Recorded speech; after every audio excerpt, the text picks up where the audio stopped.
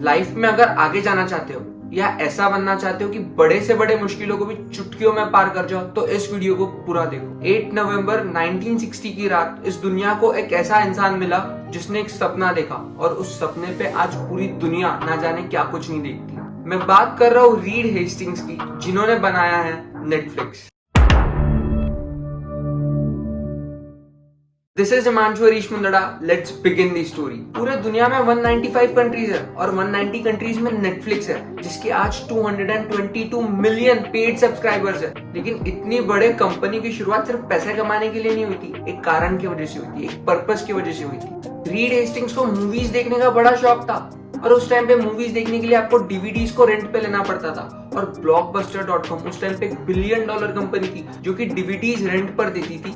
लेकिन उस कंपनी की सबसे बुरी बात ये थी कि वो बहुत ज्यादा लेट फीस चार्ज करती थी। और 1997 में ठीक ऐसा ही हुआ रीड हेस्टिंग्स के साथ, जब उन्हें लेट फीस के नाम पे $40 blockbuster.com को देने पड़े। उस टाइम पे $40 एक बहुत बड़ा अमाउंट होता था और इसी बात का उन्हें बहुत ज्यादा गुस्सा आया। और जब यही बात उन्होंने अपनी वाइफ को बताई तो उनकी वाइफ ने भी उनका थोड़ा मजाक उड़ा दिया और यही बात उनके दिल को लग गई।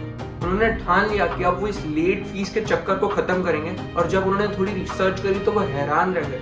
blockbuster.com का 16% रेवेन्यू सिर्फ लेट फीस के कारण आता है, यानी कि एक बहुत बड़ी प्रॉब्लम थी। और इसी प्रॉब्लम को अपना मिशन बना दिया और लॉन्च किया नेटफ्लिक्स 1997 29 अगस्त को। प्लान सिंपल था, blockbuster.com डीवीडीज को रेंट पे देती थी और इसीलिए कभी कभी लोग वापस करना भूल जाते थे।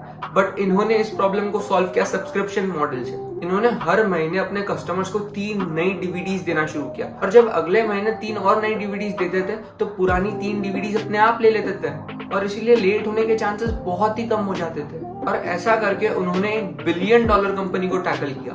बट वो जानते थे blockbuster.com एक बहुत बड़ी कंपनी है, उन्हें जैसे ही नेटफ्लिक्स के बारे में पता चलेगा वो नेटफ्लिक्स को कॉपी कर लेगी और नेटफ्लिक्स तब खत्म हो जाएगा। इसीलिए 2000 में जब नेटफ्लिक्स के पास 3 लाख यूजर्स हो चुके थे तब उन्होंने blockbuster.com को ऑफर दिया कि आप नेटफ्लिक्स को खरीद लो $50 मिलियन में। लेकिन blockbuster.com में सीधा मना कर दिया और यही एक और कारण मिला रीड हेस्टिंग्स को खुद को प्रूव करने का।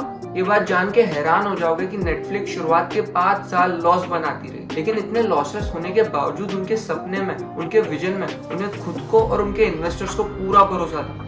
And that is the power of dream. कहते हैं एक सपना अपने आंखों में सजा दो और उसे पूरा करने के लिए जी जान लगा दो। Keep yourself focused on your dream and achieve it by going into extremes. और ठान ली कि इस बड़े जायंट ब्लॉकबस्टर को तो मैं हरा के रहूंगा। उन्हें समझ में आ गया था अगर मुझे इनसे जीतना है तो मुझे एक सॉलिड टीम लगेगी, क्योंकि if you have a strong team you can rule because people around you are your real fuel.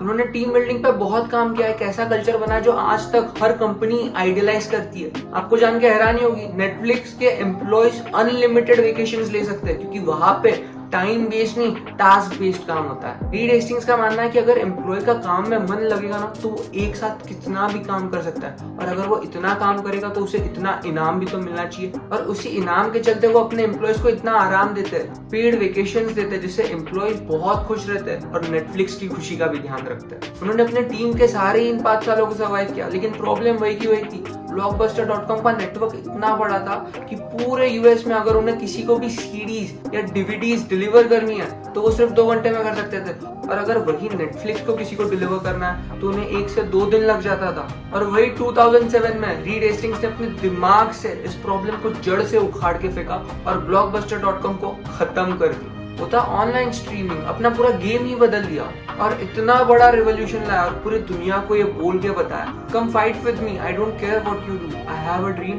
And I will do whatever it takes to make it true. 2010 तक आते आते नेटफ्लिक्स ने कमाल कर दिया था। पूरे यूएसए में 30% इंटरनेट कंजम्पशन सिर्फ नेटफ्लिक्स पे हो रहा था। लेकिन वो कहते हैं ना, सालों साल सिर्फ वही राज करता है जो आने वाली तकलीफों के लिए आज से मेहनत करता है। 2011 में ही नेटफ्लिक्स ने समझ लिया था कि मैं दूसरों का कंटेंट बेच कर ज्यादा लंबा गेम नहीं खेल सकता। एक दिन आएगा जब ये दूसरे अपना ओटीटी प्लेटफॉर्म लॉन्च कर लेंगे और मेरा बिजनेस खत्म हो जाएगा। और ठीक ऐसा ही हुआ, डिज्नी ने अपना प्लेटफॉर्म लॉन्च कर लिया था, लेकिन तब तक नेटफ्लिक्स हो चुका था तैयार। उन्होंने खुद का प्रोडक्शन हाउस शुरू किया और खुद कमाल की सीरीज बनाना शुरू किया।